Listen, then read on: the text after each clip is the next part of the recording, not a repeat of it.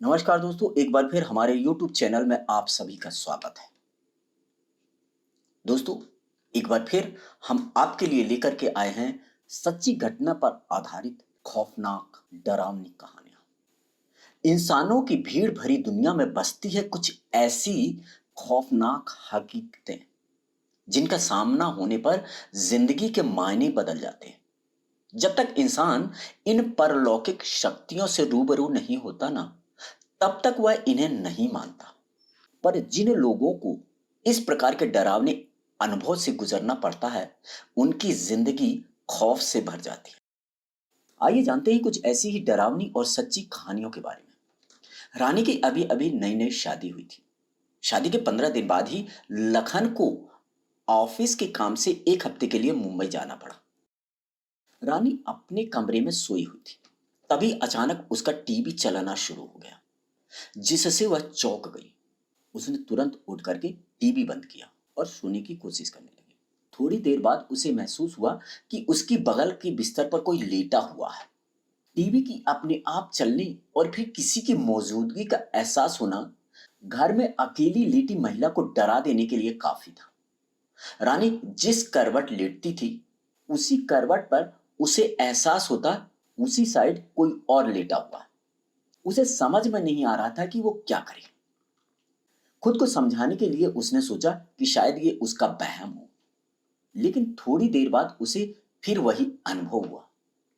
उसे लगा जैसे बिस्तर का जो गद्दा है वह बीच में से दब रहा है, बगल में लेट कर कोई करवट बदल रहा है। इस एहसास से रानी के तो रोंगटे ही खड़े हो गए। वह समझ नहीं पा रही थी कि यह सब क्या हो रहा है। बहुत हिम्मत जुटा करके वो बिस्तर से उठी और पीछे पलट करके देखा, वहां कोई नहीं था। लेकिन जब उसकी नजर गद्दे पर पड़ी तो रानी का दिल दहल गया।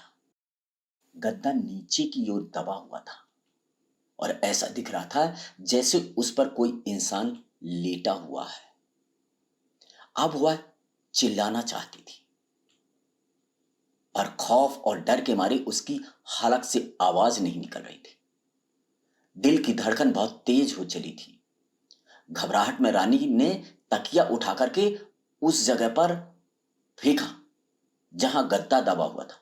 लेकिन ऐसा करते ही बिजली की तेजी से गद्दा ऊपर आ गया और ठीक हो गया।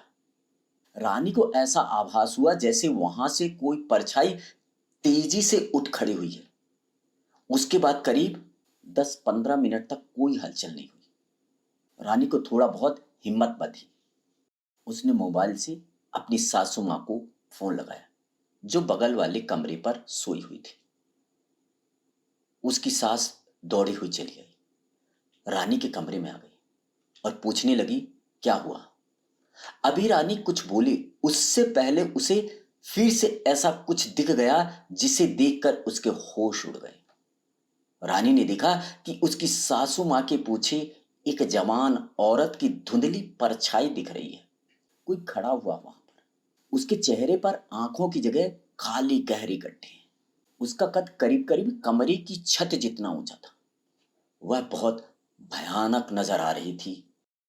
यह भयानक नजारा देख करके रानी वहीं बेहोश हो गई।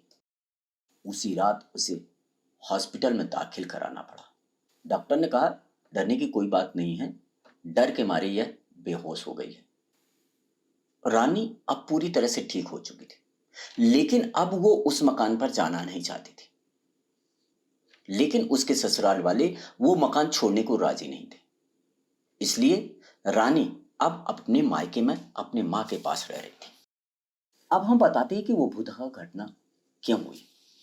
क्या था उस भुतहा घटना के पीछे का राज। रानी का जो पति था वह लखन, उसके पहले भी एक शादी हो चुकी थी और उसके ऊपर दहेज का केस चल रहा था। उस पर यह केस था कि उसने अपनी पहली पत्नी को जहर दे करके दहेज के लिए मार डाला है और उस पर मुकदमा चल रहा है। बदनामी के कारण लखन और उसकी मां एक नए मकान में आकर के रहने लगी थी, जबकि उसके पिताजी अभी भी पुराने घर की देखभाल कर रहे थे। रानी के परिवार वालों को शादी के पहले ये बात नहीं पता थी, इसलिए इस बुधा घटना के बाद जब रानी ने लखन को अपनी अपबीती सुनाई, तब उसने बताया कि उसकी पहली पत्नी के साथ क्या हुआ था। लखन का कहना था कि उसने पत्नी को जहर देकर के नहीं मारा, बल्कि उसने आत्महत्या की थी, खुद ही जहर खाया था। लेकिन अदालत में तो अभी केस चल ही रहा है। तो दोस्तों, हमें उम्मीद है कि ये कहानी आपको पसंद आई होगी। तो दोस्तों, क्या आप भी भूतों पर यकीन रखते हैं? क्या आपने भी कभी कोई ऐसी डरावनी एक्टिविटी एक्सपीरियंस की है? यदि हाँ, तो आप हमें अपनी कहानी शेयर कर सकते हैं। तो आज के लिए सिर्फ इतना ही। मिलते हैं नए वीडियो में नए कहानी के साथ। Thank you. धन्यवाद।